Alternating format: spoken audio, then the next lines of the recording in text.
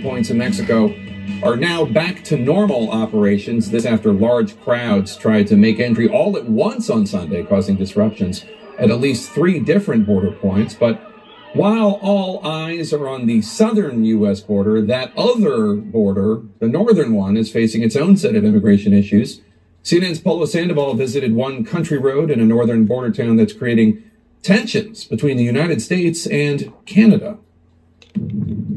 On a lonely, frozen stretch of upstate New York, a dead end. This is where the U.S. and Canada meet at a makeshift unauthorized crossing known as Roxham Road.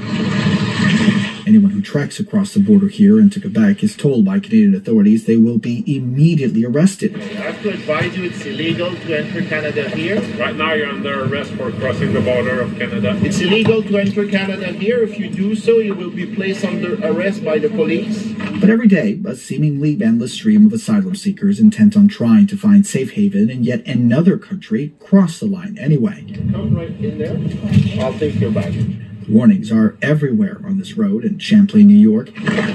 They don't deter the stream of people, many of whom have cobbled together a way to get to Manhattan, then take a bus to a town 28 miles south of here, and then pay a driver to drop them off at this tiny corridor.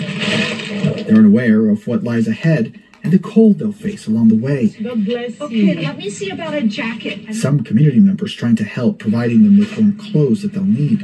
It's okay. It's okay. People from all over the world are crossing Roxham at historic rates. We met a family from Nigeria, a man from Russia. No money. No money. Thank you. Thank you. Thank you. And this South American mother, in tears, Porque llevo muchos días. tells me she's been traveling many days to get here. El año pasado hice solicitud de visa. Giovanna tells me she and her 23-year-old daughter were denied foreign visas last year, when guerrillas in Colombia threatened to kill her. She says she was forced to close her business and flee. Que siento que acá voy a tener una mejor. I feel I can have a better quality of life in Canada instead of remaining in the U.S., she told me, before she stepped over the border. Hola.